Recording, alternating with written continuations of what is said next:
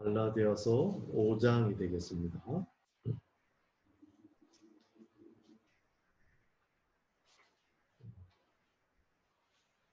갈라디아서 5장 1절부터 6절까지. 시작. 그리스도께서 우리를 자유롭게 하려고 자유를 주셨으니 그러므로 굳건하게 서서 다시는 종의 멍에를 매지 말라. 보라, 나 바울은 너희에게 말하노니 너희가 만일 할례를 받으면 그리스도께서 너희에게 아무 유익이 없으리라. 내가 할례를 받는 각 사람에게 다시 증언하노니 그는 율법 전체를 행할 의무를 가진 자라. 율법 안에서 의롭다함을 얻으려 하는 너희는 그리스도에게서 끊어지고 은혜에서 떨어진 자로다. 우리가 거기까지 6절까지 읽으라 그랬죠. 해석이 있죠. 시작. 우리가 성령으로 믿음을 따라 의의 소망을 기다리노니 그리스도 예수 안에서는 할례나 무할례나 효력이 없으되 사랑으로서 역사하는 믿음뿐이니라. 1절에 자유를 왜 주셨는가? 자유케 하려고 주셨다. 지난주 우리가 그리스도인의 자유에 대해서 잠깐 얘기했는데 조금 자유를 누리셨나요? 자유가 좀 느려지던가요? 충만했어요? 할렐루야, 대단하십니다. 하나님 아닌 모든 것으로부터 자유니까 정말 그 누릴 게 엄청나죠. 우리 중에 한 분은 이해가 다 잘 안 돼도 정말 그 자유를 좀 경험했다. 또 이런 간증도 제가 전해 들었습니다. 감사드리고. 1절은 4장에 붙는 것이 좋겠다. 이렇게 제가 말씀드렸죠. 이 장절 나누는 거는 성경이 아니고 학자들이 나눠준 거거든요. 읽기 편하도록. 그러니까 우리가 그거는 절대적으로 볼 건 아니고 문맥으로 하면 되고요. 자, 2절부터 보라, 나 바울은 너에게 말하노니 너희가 만일 할례를 받으면 그리스도께서 너에게 아무 유익이 없으리라. 5장은 그리스도인의 자유와 사랑, 이렇게 제목을 붙일 수 있겠는데요. 내가 할례를 받는 각 사람에게 다시 증언하노니 그는 율법 전체를 행한 의무를 가진 자. 특별히 할례를 이슈로 하는 이유는 이게 이제 율법 준수의 대표적인 행위거든요. 그래서 할례 이야기를 하는 겁니다. 할례를 받으면은 율법 전체를 행할 의무를 가진 자다. 지금 이렇게 다 얘기하는데 이게 이제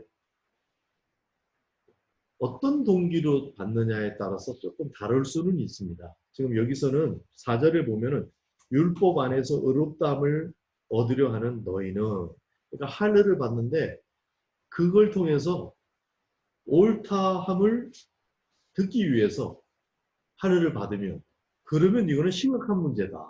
지금 이렇게 얘기하고 있는 거죠. 그렇다면 너는 그렇게 만약에 그걸 받은 거라면 율법 전체를 행할 의무를 가진 거다. 이렇게 이제 말하는 거예요. 그런데 조금 다른 것이 있습니다. 할례를 받긴 받는데 조금 다른 동기로 받는 경우가 있어요. 그거는 디모데의 경우가 그랬어요. 갈라디아서 2장 지나온 절에 보면 디도 같은 경우에 어떻게 됐는지 기억나십니까? 디도를 데리고 바나바와 함께 바울이 이제 유대인들 사도들을 만나면서 2장 3절을 보면은 헬라인 디도까지도 억지로 할례를 받게 하지 아니하였으니, 그러니까 헬라인이면은 할례를 안 받은 사람들인 거예요. 유대인 아니니까. 그런데 막 비방을 하니까 싸움을 안 하려면 받는 게 좋아요. 근데 이때는 억지로 그걸 버텼다. 일부러 안 받았다. 지금 이 얘기를 한 거고요. 이때는 바나바와 동행할 때니까 되게 초기죠. 그런데 사도행전 16장 15절에 가보면 디모데에 대한 이야기를 해요. 디모데를 데리고 또 바울이 이제 가는데, 이거는 16장이니까 15장에서 예루살렘 총회가 열리니까 그 뒤 얘기죠. 그때는 어떻게 했냐면은 3절에 16장 3절에 바울이 그를 데리고 떠나고자 할세 그 지역에 있는 유대인으로 말미암아 그를 데려다가 할례를 행하니 이는 그 사람이 그의 아버지는 헬라인 줄 다 알미노라. 그러니까 디모데도 역시 헬라인인데 이 사람은 일부러 할례를 행했어요. 바울이 주도하에. 왜 그러냐면 유대인 때문에 이렇게 써 있어요. 그러니까 디도의 경우는 유대인 때문에 일부러 안 했어요. 디모데의 경우는 일부러 할례를 또 했어요. 그러면 이게 뭐 이렇게 했다가 저렇게 했다가 그러느냐? 이게 원리가 있어요. 지금 사도 바울에게는 그 피를 먹는 문제, 레위기에 보면은 피가 생명과 동일하기 때문에 그걸 못 먹겠죠? 혹시 여러분들 선지 드십니까? 선지가 그 피 아닙니까? 못 먹겠는데 성경에서 너무 맛있어서 먹어? 그거 상관없이 성경에 그만과 상관없이 그러니까 이제 이건 뭐 그렇지 그런 게 이제 이런 음식 문제까지 이제 이런 게 가게 되는 거죠. 왜냐하면 율법에 이런 게 다 어떤 취지를 가지고 이걸 발효를 해놨어요. 그러니까 할례를 만약에 네가 내가 지금 얘기하는 동기 뭐냐면 좀 사람들로 하여금 옳게 인정함을 받으려고 의롭게 되는 길로 할례를 받는다 만약에 네가 그러면 율법을 다 지켜야 된다. 선지 먹으면 안 된다. 그렇게 되는 거다 이 말이에요. 그런 동기로 하면 그런데 이제 디모데의 경우는 또 이게 하잖아요. 이게 이 사람은 어떤 원리를 가지고 계시냐면은 로마서 14장에 보면은 내가 시험에 들지 않도록 하기 위해서는 고기도 먹지 않고 포도주도 마시지 않고 그 당시에는 포도주는 일반적으로 또 마시는 음료예요. 근데 그것도 나는 안 먹겠다. 고기도 나는 안 먹겠다. 만약에 사람이 그것 때문에 내가 그거 먹는 거 보고 넘어지고 막 그렇다면. 그러니까 그 동기가 뭔가 이게 내가 이것을 이 계율을 지켜야 된다 하는 이런 동기의 행동이 아니고 고린도전서 또 9장에 보면은 내가 약한 사람에게는 약한 사람대로 되고 유대인에게는 유대인처럼 또 되고 헬라인에게는 헬라인처럼 되고 내가 그렇게 했다. 이런 원리를 갖고 있는 거예요. 사도 바울은. 그래서 지금 여기도 마찬가지로 여기서 말은 초기이기 때문에 할례 행하면은 너는 율법 전체를 행할 의무를 가진 사람이야. 이렇게 딱 잘라 말하면서도 사실은 자기는 그런 원리를 갖고 있는 거. 우리가 그걸 이해하고 이제 읽어야 됩니다. 그래서 그렇게 율법 안에서 의롭다함을 얻으려 한다면 그거는 그리스도에게서 끊어지고 은혜에서 떨어진 자다. 그러니까 우리가 믿음, 행위 뭐 이런 얘기를 할 때 그 행동을 통해서 하나님 앞에 그 행동이 옳다. 그게 의롭다. 이런 인정을 받으려고 만약에 그런 행위를 한다. 그러면 너 율법 지키는 거하고 똑같은 거다. 이런 문제인 거죠. 그러면서 이제 갈라디아 사람들을 평가하기는 율법 안에서 의롭다함을 얻으려 하는 사람들아 이 말인 거죠. 지금 갈라디아서는 그런 사람들한테 지금 서신을 보내고 있는 내용이고 6절에 보면 같이 한번 읽어볼까요? 중요한 구절입니다. 5장 6절 시작. 그리스도 예수 안에서는 할례나 무할례나 효력이 없으되 사랑으로서 역사하는 믿음뿐입니다. 예수 안에 우리가 예수 안에 있는데 할례 받느냐 할례 안 받느냐 이거는 그렇게 중요하지 않다. 중요한 거는 사랑으로서 역사하는 믿음 이것만 중요하다. 그러니까 믿음은 믿음인데 이 믿음을 통해서 사랑이 나오는 그런 믿음 이것만 중요하다. 이렇게 지금 말한 거예요. 그러니까 그리스도인의 어떤 삶의 기준은 사랑으로 표현되는 믿음 이 한 가지인 거예요. 이걸 조금 확장하면 행위의 결과 이런 거는 크게 중요하지 않다. 그 동기, 중심 태도 이런 게 중요하다. 이런 말이에요. 네, 더운 사람이 있고 추운 사람이 있고 그래가지고 어떻게? 네.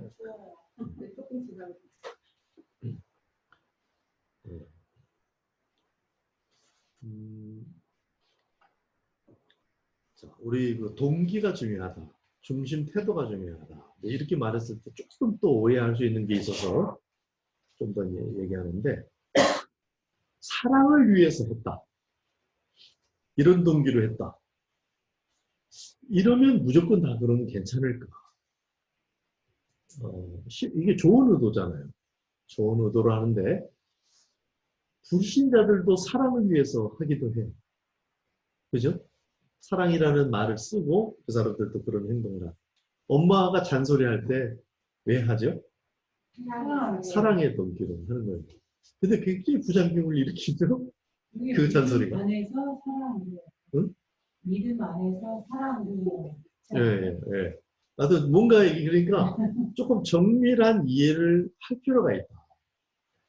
제가 반복적으로 얘기하지만 그 복음이 처음 제시되는 그 지점과 조금 시간이 지난 곳에는 달라요. 지금 여기 이 갈라디아 사람들도 처음에 향할 때는 잘하더니 네가 지금 왜 이러냐 이렇게 하잖아요. 그래서 뒤에서 이 얘기를 하는 거예요. 심지어는 노벨상을 사람들이 받잖아요. 불신자들 노벨 평화상도 받고. 근데 그거 갖고 천국 가고 하나님 앞에 의롭고 그렇지를 못하거든요.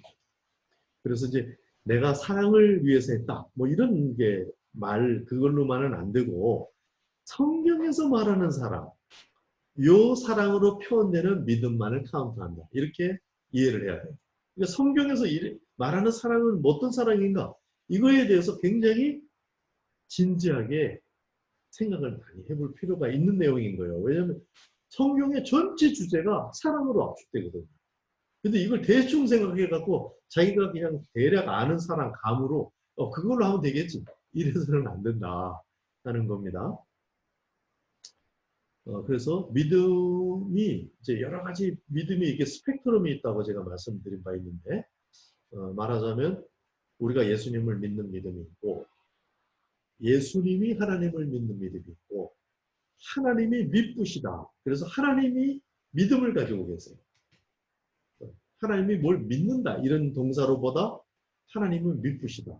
그때 믿음이 있고 세상 사람들도 믿음이 있어요. 일종의 우리가 예수님을 믿는 믿음 아니지만 그것도 또 믿음. 그러니까 믿음이라는 단어가 이렇게 스펙트럼이 있게 쓴단 말이죠. 그래서 그 중에서도 어떤 믿음이냐면 사랑으로 그 자신을 표현하는 믿음. 요것만 하나님이 카운트를 해주신다. 오직 믿음 이랬을 때 이제 그 말이다 하는 거죠. 그런데 그 사랑마저도 성경에서 말하는 사랑, 그걸 말하는 거다. 그러니까 하나님이 카운트 안 하시는 거는 율법의 행위? 당연히 그거는 카운트 대상이 아니다. 율법의 행위를 잘했어. 잘못했어. 그거는 그렇게 중요한 것이 아니다. 그럼 믿음이 사랑으로 표현되지 않고 믿음이 그냥 믿음으로 표현됐어요. 이것까지도 강타하는 말이에요, 지금. 사랑으로 역사하는 믿음뿐이다. 이런 말은. 이 말에 좀 차이를 알겠습니까? 믿음 좋다. 이렇게 믿음으로 했다. 나는 사랑을 믿음으로 했다. 본인이 믿음으로 했다고 주장을 해요. 난 사랑을 했다고 주장을 해요. 근데 어쨌든 그게 사랑인지 아닐지는 이게 확실하지 않은 거예요, 지금. 성경에서 말하는 거는 정말 사랑으로 역사하는 그 믿음. 그걸 지금 하도록 지금 안내를 하고 있는데, 자, 이런 얘기가 있죠. 어떤 사람이 이제 죽어서 천국에 가는데, 천국 입구에서 그 천국 문을 지키는 천사가 묻는데요. 딱 한마디만 묻고, 이렇게 보내주고, 안 보내주고, 뭐, 이렇게 한대요. 뭐라고 묻냐면, 사랑을 배웠는가? 이렇게 물어본대요. 너 예수님 믿느냐? 이렇게 물어보는 게 아니고 예수님 믿는 걸 다 믿으니까 여기 왔겠지. 그래 놓고 뭐 그 뒤에 이제 거기서 얼차례를 하든지 뭐 해갖고 들여보내든지 모르겠어요. 그거는 그냥 그 이야기고 한번 생각해 볼 만한 사랑을 굉장히 중요하게 이야기하는데 근데 사람으로서 사랑을 아주 세게 하면 어떻게까지 나올까? 그걸 고린도전서 13장 3절에 보면은 내 몸을 불사르게 내어줄지라고 이 말을 했어요. 사랑이 없으면 아무 유익이 없다. 아니, 사랑이 없이 자기 몸을 불사르게 내어줄 수 있나요? 그냥 오기로? 그거는 누가 뭐 오기로도 그럴 수 있을 수도 있겠네요. 근데 보통은 네?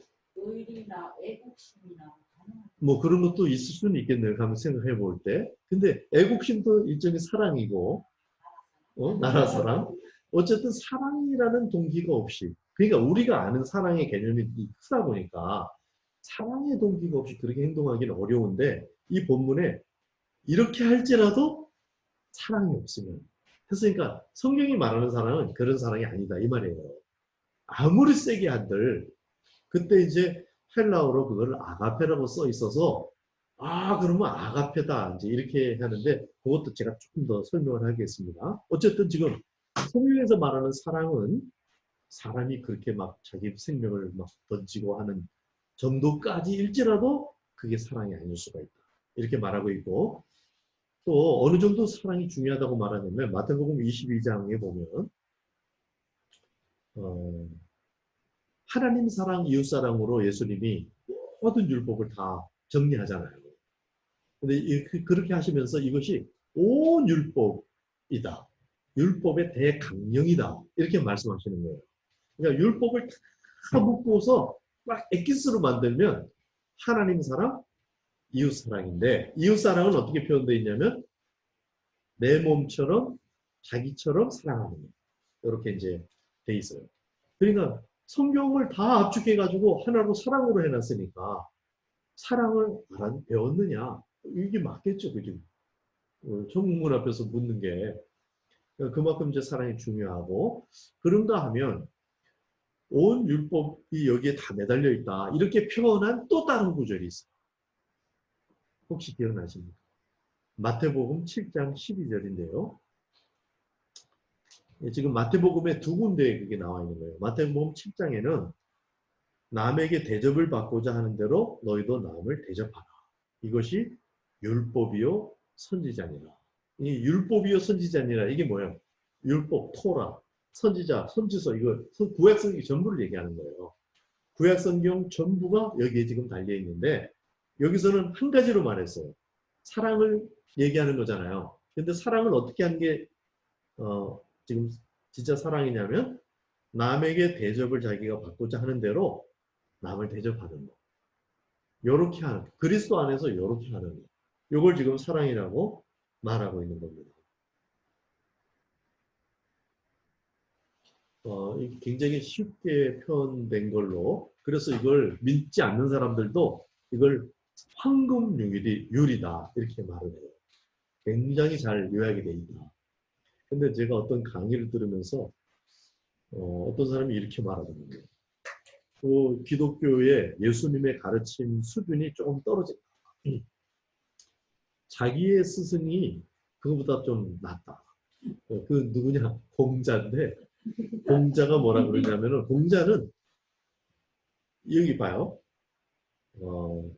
자기가 대접받고자 하는 대로 남을 대접해라. 그러면 누굴 생각해요 지금? 자기를 생각하잖아요. 자기 입장에 맞춰서 이렇게 생각을 한다는 거예요. 근데 공자는 뭐라 했냐면 상대에게 맞춰서 생각하도록 거기 그 사람에게 맞게 존경하고 사랑해주고 이렇게 예절을 이렇게 하라고 가르쳤다는 거죠. 그래서 더 수준이 높다 이렇게 얘기를 했어요. 그렇게 보면 조금 일리가 있는 것 같기도 하죠. 그런데 그게 작동이 될까요?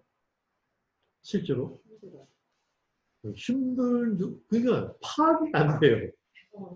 저 사람이 어떤지 이거 뭐 30년 40년을 살아도 잘 모르겠는데 그걸 맞춰서 한다는 건 이론상으로는 그게 좋은 것 같아도 작동이 안 되는 이론이라는 거예요. 근데 내가 대접받고자 하는 대로 남을 대접하라. 이거는요, 자기의 자아가 딱 생긴 꼬마들도 생각할 수 있는 방식이에요. 그러나 물론 이렇게만 머물고 있으면 내 방식대로만 살아가는 거를 끝까지 한다면 그것도 어리죠. 그죠? 사자와 호랑이가 사랑할 때 호랑이 똑같은데요. 사실 좀 비슷하네. 소와 호랑이가 만약에 사랑을 한다. 호랑이는 막 토끼를 확 물어갖고 피가 뚝뚝 떨어지는 거를 주고 싶어 해. 근데 소는 기절초풍 나는 거죠. 소는 또 여물을 막 주고 싶어 해. 근데 호랑이는 너무 배가 고픈 거죠. 사랑이에요, 아니에요? 사랑은 맞는 거예요. 근데 좀 미숙한 사랑이죠. 그래서 성경은 이거부터 시작하는 거예요.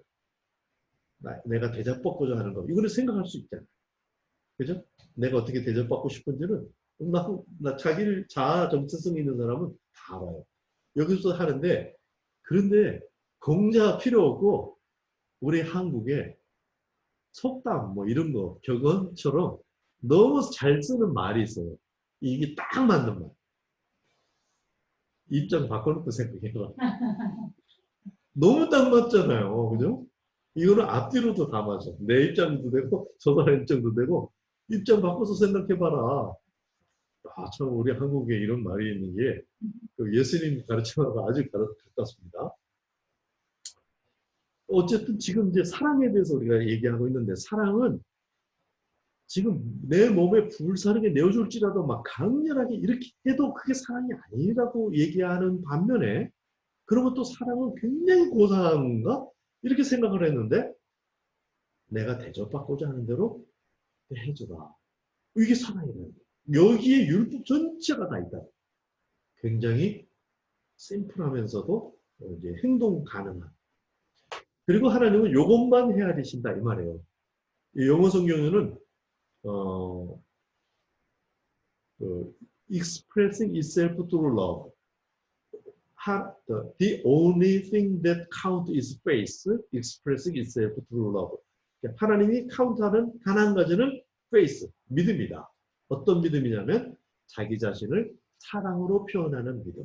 이것만 하나님이 카운트한다. 이런 구절이에요. 지금 아까 몇 절 읽었죠? 6절이 바로 그 구절이란 말이에요. 그러니까 하나님은 그것만 신경 쓰고 있어요. 그러면 우리는 어떻게 하면 될까요? 우리도 그거 하면 되는 거예요. 주변에 어떻게 돌아가든지 계속 사랑하는 거. 이것만 하고 여기에서 성장하는 거. 이렇게 이거를 이제 하는데 그러면 온 율법을 다 이룬다. 율법을 하나하나 안 이뤄도 선지 먹고 안 먹고 이게 중요한 게 아니다. 지금 내가 대접받고자 하는 대로 그리스도 안에서 나를 대접하는 거. 그걸 하고 있는다. 이거 하면 모든 율법을 다 이루는 거다. 그 말은 모든 율법이라는 것은 세상의 가치보다 위에 있죠.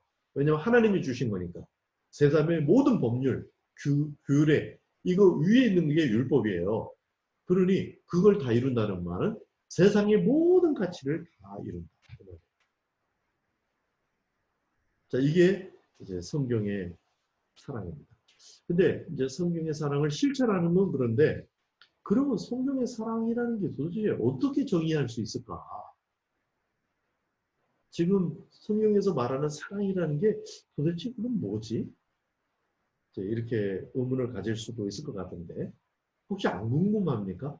안 궁금하면 그냥 넘어가고 궁금하면 제 말로 한번 말해드려 볼게요.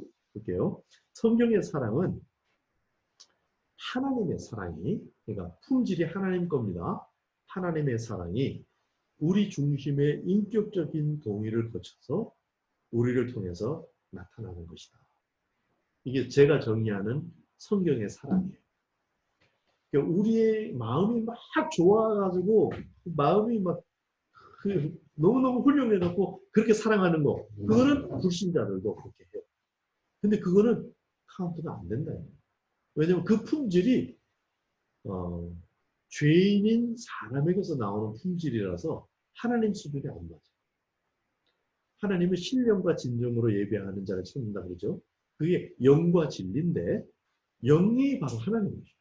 진리가 바로 하나님이세요. 그러니까 예배를 받을 때 우리가 막 있는 힘을 다해서 그렇게 예배하면 하나님이 받으시 그런 원리가 아니에요. 그거는 이방 종교가 그렇고 우리는 어떻게 해야 되냐면 하나님께로부터 온 것을 하나님께로 올려드리는 거예요.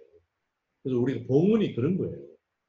그렇게 할 때 하나님께로부터 온 영과 하나님으로부터 온 진리 그것을 하나님께 이것이 하나님께로부터 온 것입니다. 이것이 은혜였습니다. 하고 다시 올려드리는 거 이게 영과 진리로 예배하는 거거든요. 그러니까 하나님께서는 하나님 순위의 것만 사실 챙긴다 이 말이 되는 거죠. 사랑도 마찬가지다. 그러니까 우리가 이게 믿음으로 예수 안에서 사랑하는 거 요령은 내가 대접받고자 하는 대로 남을 대접하지만 그 품질은 사실은 어떤 거냐면 하나님의 사랑을 얘기하는 거예요. 하나님의 사랑이 나를 통해서 사람들에게 영향을 미치는 그런 사랑을 얘기하고 있고 그 사랑은 고린도전서 13장 8절에 의하면은 never fails. 결코 실패가 없다. 또 언제까지나 떨어지지 않는다. 두 가지 번역이 다 가능합니다. 그러니까 이렇게 사랑하면 실패가 없다. 그리고 그렇게 사랑하면 혹시 사랑이 안 받아주고 안 알아주고 할지라도 결코 떨어지지 않는다. 그 말은 영원하다. 하나님은 그것을 챙겨주신다. 이 말이죠. 사람이 사는 방법 중에 이렇게 정확하고 시원하고 영원하고 그런 길이 바로 사랑입니다. 7절 너희가 다름질을 잘 하더니 누가 너희를 막아 진리를 순종하지 못하게 하더냐. 너 잘 하더니 좀 있으면 틀어지는 거죠. 제가 말씀드린 것처럼 선교지와 목회지의 차이. 선교적인 사명과 목회적인 사명의 차이가 여기에 있는 것 같아요. 그러니까 처음에는 마음가짐만 잘하고 막 첫 출발지를 떠나는 게 중요해요. 처음에는. 근데 나중에는 여기 떠나는 게 중요한 게 아니고 어디로 가는 거가 중요해요. 그렇잖아요. 뭔가 달리기를 하고 그래도 이 신앙생활도 똑같다.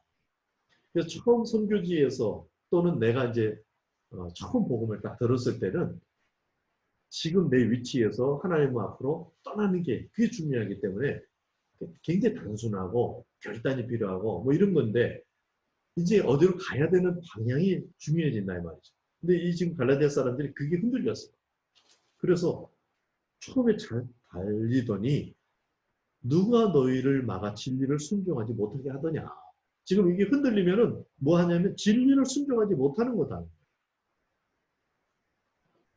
그러니까 앞으로 우리가 이제 사랑을 해야 되는데 사랑도 여러 갈래의 길처럼 보일 거라는 거죠.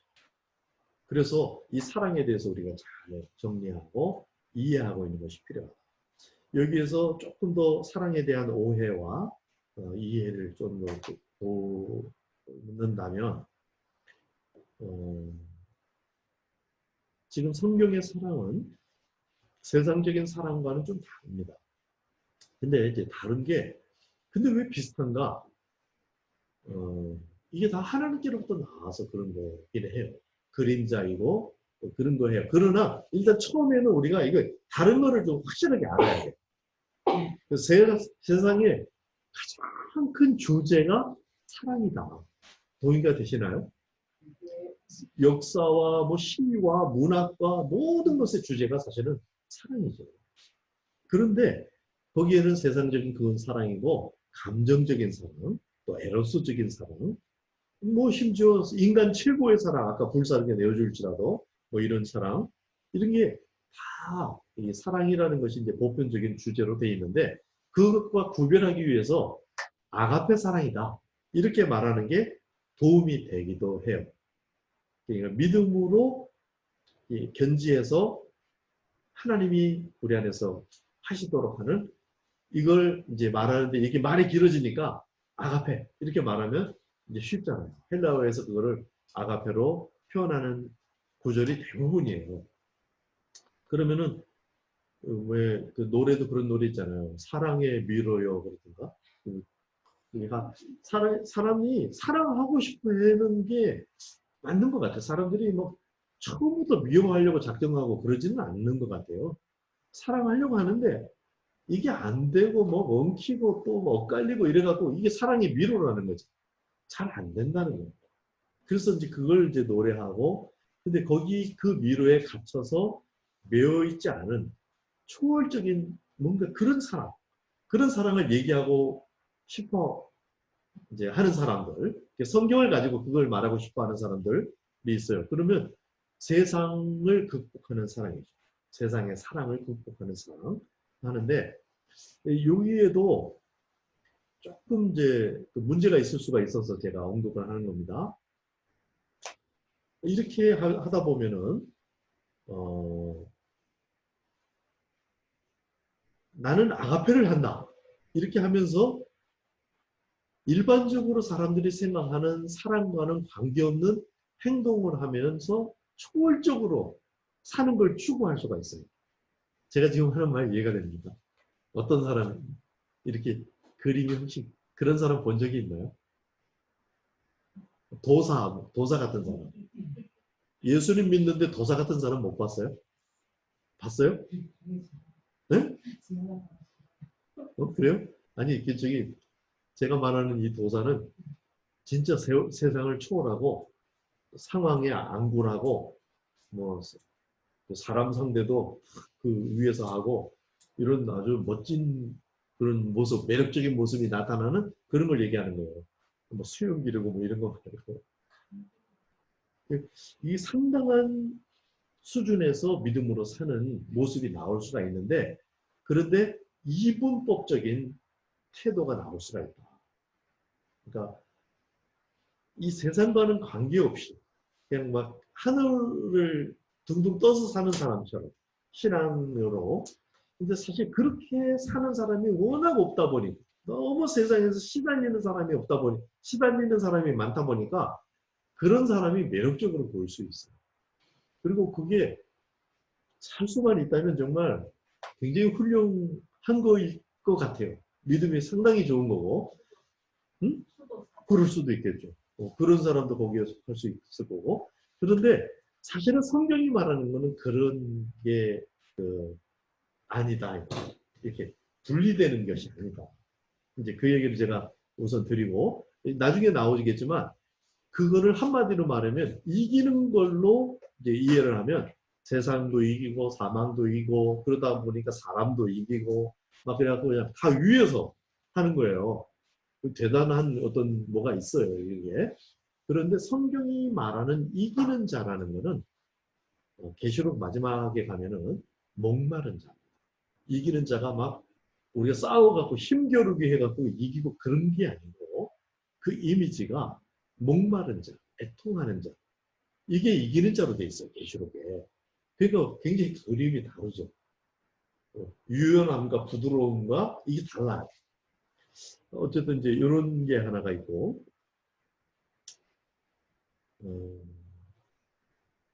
자칫 잘못하면 이런 사랑을 추구하면 사랑이 필요한 사람과는 무관한 그런 사랑을 자기는 한다고 주장하고 자기는 사랑하는 걸 착각하고 그럴 수가 있다 하는 거죠. 공감이 없는 상태에서. 그래서 이것도 사랑하는 걸 거예요. 네, 왜냐하면 자기 입장에서 사랑하는 거니까. 그러나 이것도 굉장히 믿음이 좋아 보이지만 미숙한 사랑이다 하는 것을 이해할 필요가 있다 하는 겁니다. 그런가 하면 성경에서 말하는 참사랑 이걸 참 말하기가 어렵죠. 그냥 사랑이라고 합시다. 통합적이고 성경이 말하고 있는 그 참사랑 그거는 사랑으로 표현되는 믿음 이렇게 이제 표현했는데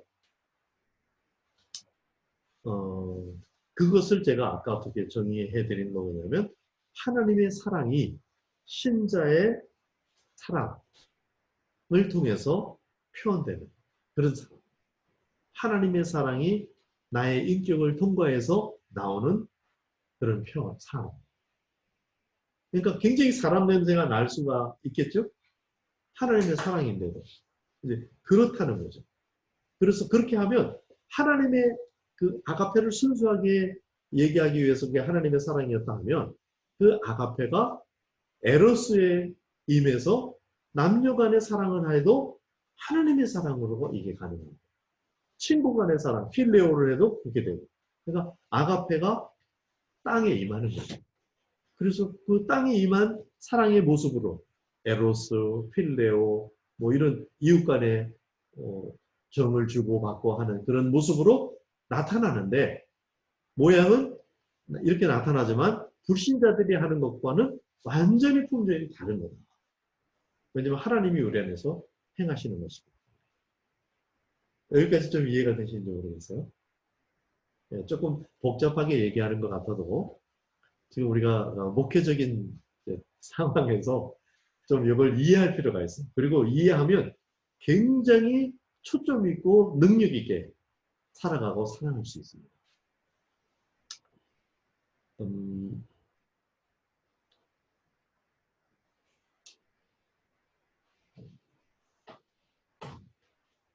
예, 좀 더 내용이 있는데 그거는 그냥 지나가죠. 8절부터 12절까지 읽겠습니다. 시작. 그 권면은 너희를 부르신 이에게서 난 것이 아니니라. 적은 누룩이 온 동이에 퍼지느니라. 나는 너희가 아무 다른 마음을 품지 아니할 줄을 주 안에서 확신하노라. 그러나 너희를 요동하게 하는 자는 누구든지 심판을 받으리라. 형제들아, 내가 지금까지 할례를 전한다면 어찌하여 지금까지 박해를 받으리요? 그리하였으면 십자가의 걸림돌이 제거되었으니. 네, 거기까지 읽기로 했죠. 너희를 어지럽게 하는 자들은 스스로 배워버리기를 원하노라. 11절에 보니까 내가 할례를 전한다면 내가 뭐하러 박해를 받으며 뭐 이렇게 크리스찬으로 또 사도로 나 옛날에 잘 나가는 율법학자였고 이런 사람이었는데 학문도 많이 했고 내가 왜 이렇게 살아가겠냐 이렇게 지금 얘기해 보는 거예요. 나 같은 골수 유대인이 왜 기독교인이 됐겠느냐? 거기 저기 네. 잘 처리하셨어요. 리모컨이 있긴 합니다.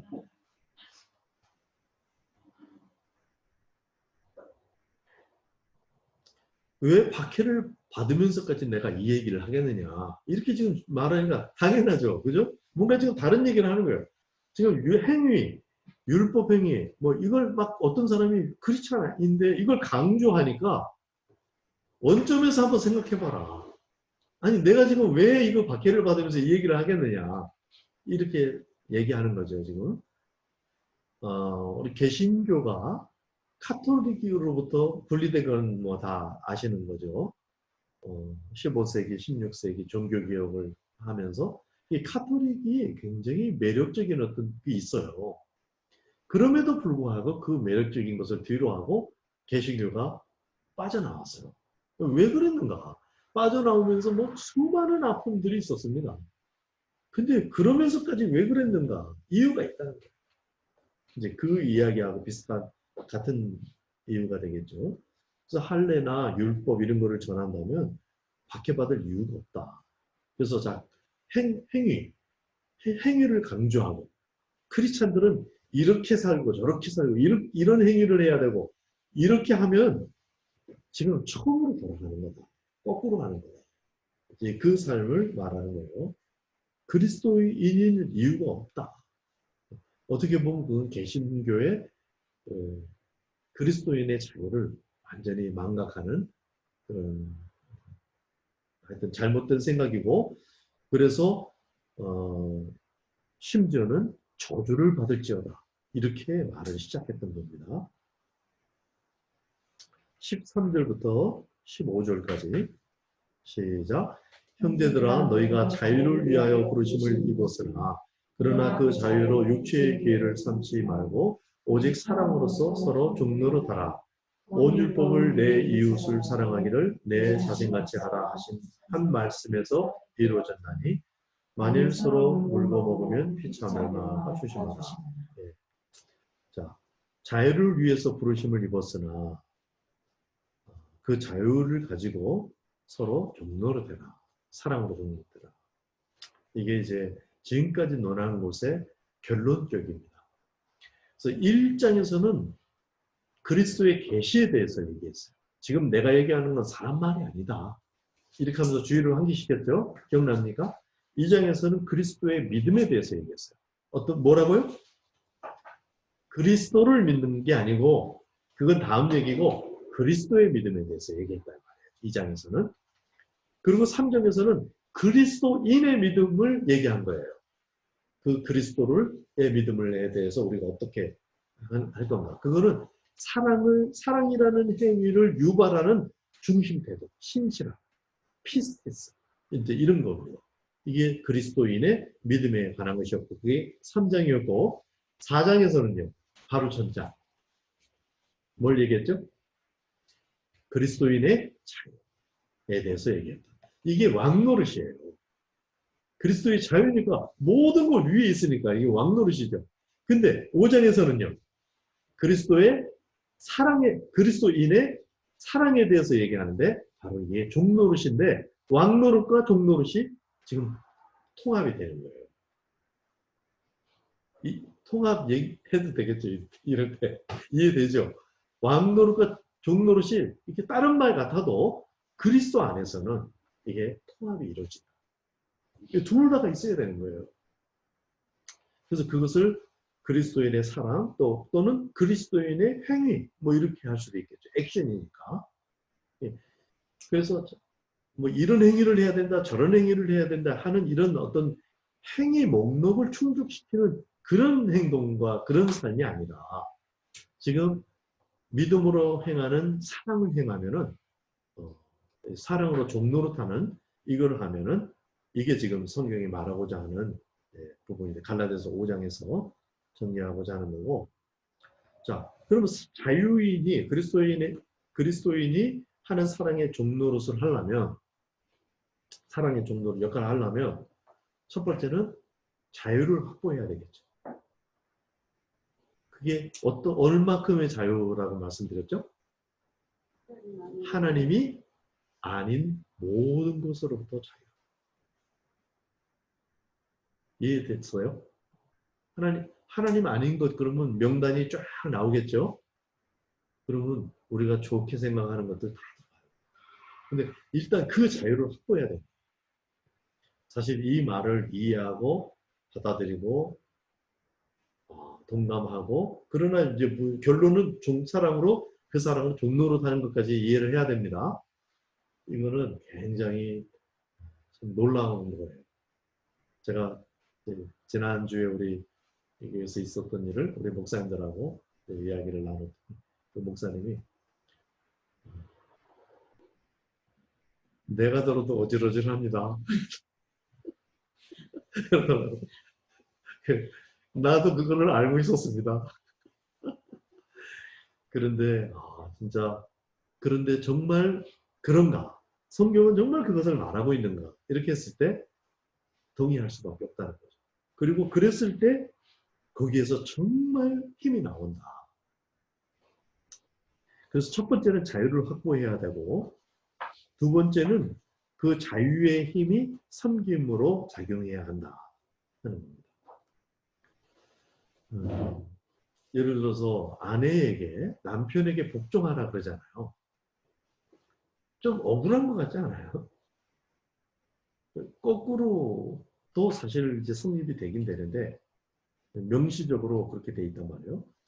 이게 제가 언젠가 우리 선교사님들하고 말씀을 이렇게 나누는 자리에서 내가 말씀을 쭉 전화가 왔더니 씩씩한 어떤 사모님 한 분이 아하 그러면서 그러면 우리 남편은 큰 딱지네요. 큰 딱지. 내가 딱지치기 예를 들어드렸거든요. 딱지를 이렇게 쳐갖고 이렇게 넘기는 그런 거 딱지놀이 해보셨죠? 딱지 따먹기.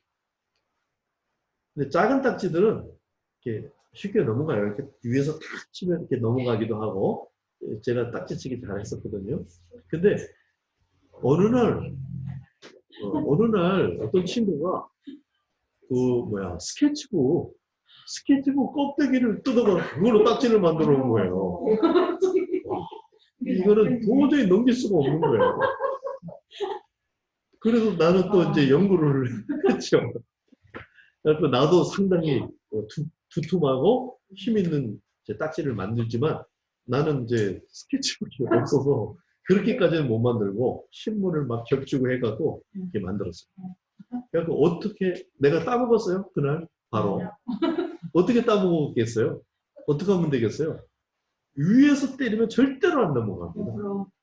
밑으로 이렇게 해놓고 밑으로 딱 넣어서 밑에서 위로 넘겨야 이게 넘어가요. 근데 보통 평지 있으면 잘 안 넘어가고 이렇게 하다 보면 이렇게 걸쳐요. 이렇게 걸쳐진다고. 빈틈이 나왔을 때 그래서 제가 그것도 따먹었거든요. 제가 그 얘기를 했더니 그 사모님이 아하 그러면서 우리 남편은 큰 딱지였구만. 자기가 아무리 꽂힌다고 이 말도 하고 저 말도 하고 윽박지르기도 하고 꼬시기도 하고 아무리 해도 안 되는데 안 변한다는 거야. 근데 이제 알았다는 거야. 어떻게 할 거예요? 그러니까 약간 알랑방구를 껴야 되겠네요. 바로 그거다. 밑으로 딱 들어가 주면 그게 남편 아내에게 복종하라 그 말이지 밝혀라 그런 뜻이 아니다. 이제 그러니까 그 자유의 힘, 이 자유의 힘을 가지고 밑으로 들어가 줘야 이게 변화가 일어난다. 그게 사랑이라는 거지. 괜히 막 우리가 밟히고 막 그 다음에 우리는 권리가 많으니까 우리는 막 아무렇게나 다 살아도 되는 존재야. 이 말을 하려고 그러는 것도 전혀 아니고 막 밟히라고 종노릇만 해라 이런 말도 전혀 아니다. 지금 하고자 하는 말은 그 확보된 놀라운 자유를 가지고 밑으로 들어가 줬을 때 뒤집어지는 역사가 일어납니다. 이제 그 얘기를 하는 거고 그게 예수님의 모범이었어요. 요한복음 13장 14, 15절에 보면 예수님이 내가 주와 또는 선생이 되어 너희 발을 씻었으니 너희도 서로 발을 씻어주는 것이 옳으니라. 그러면서 내가 너에게 행한 것 같이 너희도 행하게 하려 하여 본을 보였노라. 그러니까 예수님이 그런 모본을 보이신 거죠. 선생으로서 발을 씻긴 거지 종로로서 발을 씻긴 게 아니에요. 선생으로서 종로로 하는 거죠. 왕이면서 종로로 하는 거죠. 이걸 확보가 돼 있어야 된다 하는 거. 그래서 사랑의 행위는 의무가 아니라 특권이에요. 특권을 행사하는 거고 영원한 상급을 이제 챙기는 행위인 거죠. 14절 온 율법은 내 이웃 사랑의 행위를 내 자신같이 하라 하신 한 말씀에서 이루어졌다. 그러니까 온 율법 하나하나 다 몰라도 내 자신과 같이 사랑하라. 이 한 말, 한 동작에 전체가 다 이루어진다 이 말이죠. 그러니까 우리는 요 하나만 가지고 살아도 되는 거죠. 오직 사랑. 다시 말하면 오직 믿음이죠. 그러니까 오직 믿음을 말하지 않은 채로 조금 성급하게 오직 사랑 이러면 조금 또 에러가 날 수가 있어요. 근데 오직 믿음 이렇게만 말하고 있으면 자칫 잘못하면 사랑으로까지 안 나오는 그 자리에서 오직 믿음을 고집스럽게 또 이렇게 할 수도 있죠. 이런 걸 이해한 상태에서 사랑으로 역사하는 믿음뿐이다 하는 말씀을 이해해야 합니다. 그래서 우리 인생 중에 힘을 기울여야 할 유일한 초점 뭡니까?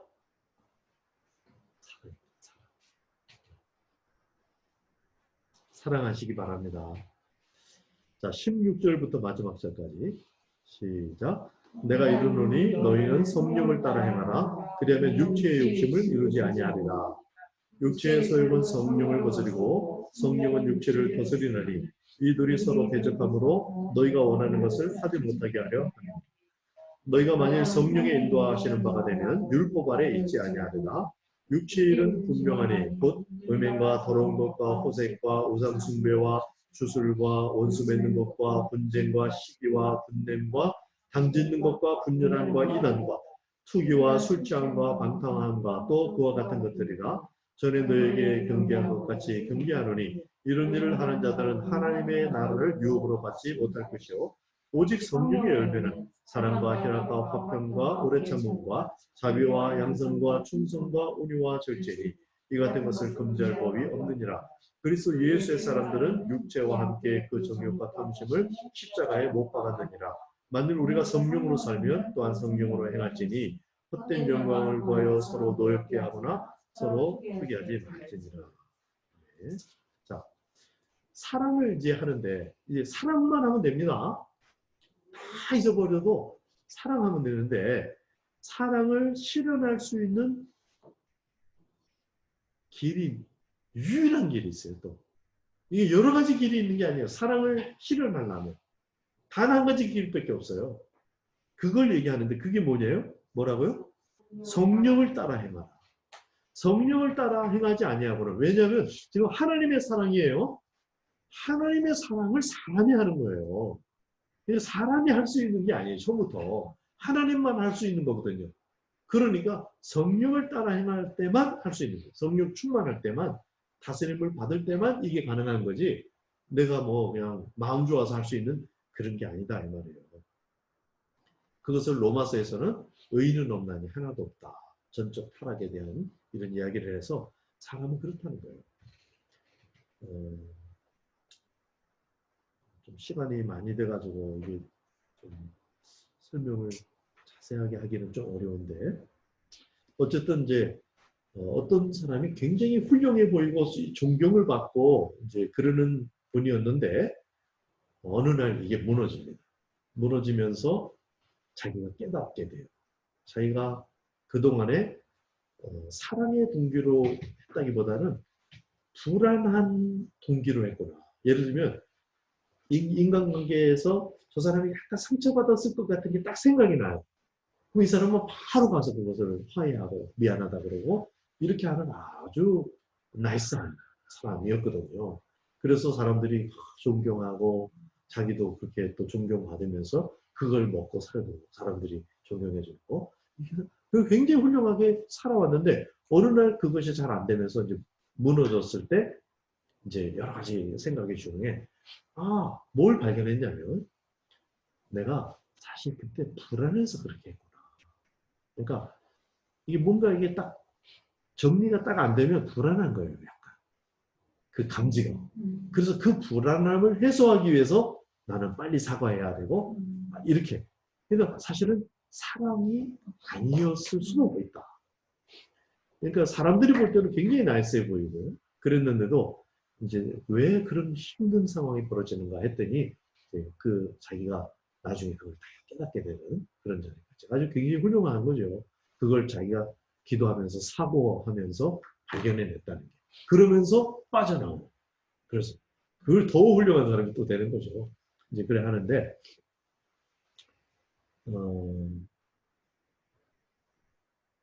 하나님의 통치, 하나님의 나라, 성령 충만 이것을 받아야만 사랑할 수 있는 것이다. 성령을 따라 행하라. 그리하면 첫 번째로 육체의 욕심을 이루지 아니하리라. 첫 번째는 육체의 욕심을 이루지 않고 두 번째는 18절에 율법 아래 있지 않다. 규칙 목록 그 밑에 사는 사람이 아니다 이거예요. 더 이상 성령으로 행하면 성령의 인도를 받고 성령을 따라 행하고 이러면 율법 위에 있다 이 말이죠. 율법 위에서 사는 사람. 그래서 로마서 같은 경우는 생명의 성령의 법이 죄와 사망의 법에서 너희를 해방했다. 그 위에 있다. 그렇게 말하고 육체의 일은 분명하니 하면 쭉 나열했죠. 뭐 그런 거 자세히 조사할 필요 없겠죠. 그렇고 그리고 22절에 오직 성령의 열매는 우리가 많이 암송하는 구절이죠. 근데 유의할 것은 여기 이제 9가지로 나열이 되어 있지만은 원래 단수예요. 성령의 열매는 하고 복수를 쓰지 않고 단어가 단수로 되어 있습니다. 그 말은 이게 한 덩어리다. 근데 그 대표 이름이 헬라어는 항상 그 대표 가장 중요한 게 앞에 나와요. 그게 뭡니까? 사랑이에요. 그러니까 성령 충만하면 사랑이 나오게 돼 있어요. 근데 그 사랑이 다른 식으로 표현할 수 있는데 희락, 오래 참음, 화평 뭐 이런 식으로도 표현이 가능한 하나님의 성령의 나타나심이다. 그걸 사랑이다. 아까 제가 그래서 사랑을 이렇게 정의했죠. 성경이 말하는 사랑이라는 것은 하나님의 사랑이 사람의 동의를 통해서 우리 인격을 통해서 나타나십니다. 하나님의 사랑이 나타나는데 사람을 통해서 나타납니다. 성령의 열매로. 그러니까 성령의 열매죠. 사람의 열매가 당연히 성령이 맺는 열매다. 그래서 성령을 따라 행할 때만 온 율법을 다 이룰 수 있고, 다르게 말하면 성령을 따라 행하면 모든 율법을 다 이루고 사랑을 온전히 이룬다. 그래서 사랑으로 살고 사랑으로 행하라 하는 말씀이 갈라디아서 5장의 말씀입니다. 갈라디아서 제목 그리스도인의 자유와 사랑 이렇게 하면 되겠죠. 자, 이렇게 일단 이렇게 강의를 마치고 또 이야기 나누는 것은 그 다음에 하도록 하겠습니다.